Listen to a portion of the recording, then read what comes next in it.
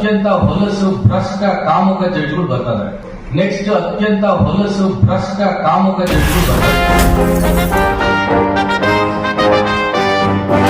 ಈ ತರ ವ್ಯಕ್ತಿಗಳು ಸೀನಿಯರ್ ಡೆಸಿಗ್ನೇಟೆಡ್ ಕೌನ್ಸಿಲ್ ಅಲ್ಲ, ಇವರು ಅಡ್ವೊಕೇಟ್ ಆಗೋದಕ್ಕೂ ಸಹ ಅನ್ಫಿಟ್ ಸರ್. ಇವರಿಗೆ ವಕೀಲರಿಗೆ ಇರಬೇಕಾದಂತಹ ಸಾಮಾನ್ಯ ಜ್ಞಾನನೂ ನಡವಳಿಕೆ ಇವ್ರಿಗೆ ಇಲ್ಲ. ಶಾಂಗ್ರಿಲಾ ಹೋಟೆಲ್ ನಲ್ಲಿ ನಾನು ನನ್ನ ಮಗ ಹೆಲ್ತ್ ಹೋಗ್ತೀನಿ ಪ್ರತಿ 4 ವರ್ಷದಿಂದ.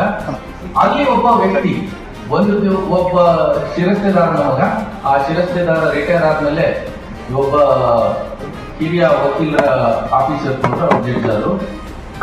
ಆ ವ್ಯಕ್ತಿ ಒಂದು ಕಾಣ್ತಿರೋದು, ಒಂದು ಕಾರ್ಡ್ 6 ಕೋಟಿ, ಇನ್ನೊಂದು 3 ಕೋಟಿ. ಸರ್ ನೀವ್ ಏನ್ ಬೇರೆ ಯಾರು ವಕೀಲರು ಸಿಕ್ಕಿಲ್ಲ ಅಂತ ಅನ್ಬಿಟ್ಟು ಈ ಮನುಷ್ಯನ ಬಗ್ಗೆ ಕೇಳ್ತಿದ್ದೀರಾ ಸರ್? ಸರ್ ಇವ್ರಿಗೆ ವಕೀಲರುಗಳ ಮೇಲೂ ಯಾವುದೇ ರೀತಿ ಕಾಳಜಿ ಇಲ್ಲ, ಜಡ್ಜಸ್ ಮೇಲೂ ಇಲ್ಲ, ಜುಡಿಷಿಯರ್ ಮೇಲೂ ಇಲ್ಲ. ಇವರೆಲ್ಲ ಏನೋ ರಿಯಲ್ ಎಸ್ಟೇಟ್ ವ್ಯವಹಾರ ಮಾಡೋದಕ್ಕೋಸ್ಕರ ವಕೀಲರಾಗವ್ರೆ ಅಂತ ಅನಿಸ್ತದೆ.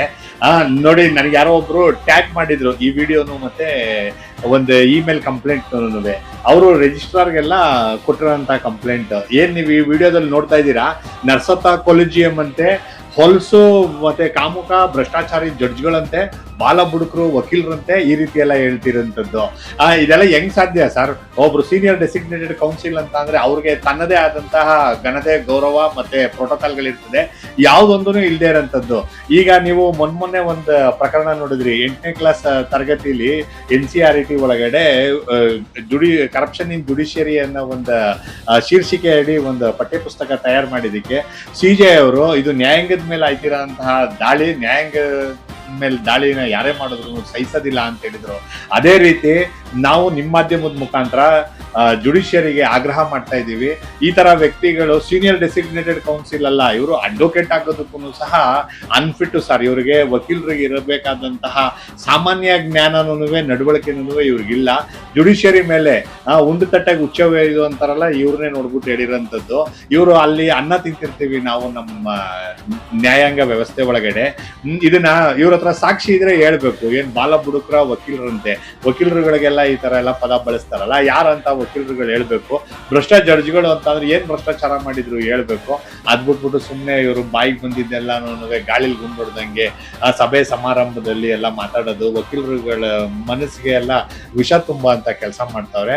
ಸೊ ನಾನು ಏನ್ ಇವರು ಅನಿಲ್ ಕುಮಾರ್ ಅನ್ನೋರು ಕಂಪ್ಲೇಂಟ್ ಕೊಟ್ಟವ್ರೆ, ಇದಕ್ಕೆ ಸಪೋರ್ಟ್ ಮಾಡಿ ನಾನು ಸಹ ಒಂದು ಕಂಪ್ಲೇಂಟ್ ಕೊಡ್ತಾ ಇದ್ದೀನಿ. ಇವ್ರ ಮೇಲೆಲ್ಲ ಕಠಿಣ ಕ್ರಮ ಆಗ್ಬೇಕು ಅಂತೇಳಿ ನಿಮ್ಮ ಮಾಧ್ಯಮದ ಮುಖಾಂತರ ಆಗ್ರಹ ಮಾಡ್ತೀನಿ. ಏನ್ ನಮ್ ಜನಗಳದೇ ತಪ್ಪು ಸರ್. ಈಗ ನಾವು ವಕೀಲರುಗಳು ಇವ್ರು ಓಟ್ ಹಾಕೋದಕ್ಕೆ ತಾನೇ ಇವ್ರುಗಳೆಲ್ಲ ಹಿಂಗೆಲ್ಲ ಆಡ್ತಿರೋದು. ಇಂಥವ್ರಿಗೆಲ್ಲ ಎಲೆಕ್ಟ್ ಮಾಡಬಾರ್ದು ಅಂತ ಹೇಳ್ಬಿಟ್ಟು ನಾನು ಇವನ್ನೆಲ್ಲ ಸುಮಾರು ಜನ ಕೇಳಿದ್ದೀನಿ ಸರ್. ಇಂಥವ್ರೆಲ್ಲ ಎಲೆಕ್ಟ್ ಆಯ್ತು ಅಂದ್ರೆ ಈ ತರ ನಮ್ಮ ನ್ಯಾಯಾಂಗದ ಮೇಲೆ ಇನ್ನೊಂದಷ್ಟು ಮಾತುಗಳನ್ನ ಮಾತಾಡ್ತಾರೆ. ಸೊ ಇವನ್ನೆಲ್ಲ ನಾವು ಅವಾಯ್ಡ್ ಮಾಡ್ಬೇಕು ಸರ್. ನಾವು ಇಲ್ಲಿ ಅನ್ನ ತಿಂತಾ ಇದೀವಿ ಈ ವ್ಯವಸ್ಥೆ ಒಳಗಡೆ. ನಾವು ಜುಡಿಷಿಯರಿ ಹೆಸರು ಹೇಳ್ಕೊಂಡು ಆ ಜುಡಿಷಿಯರಿ ನೆರಳಲ್ಲಿ ಬದುಕ್ತಾ ಇದ್ದೀವಿ.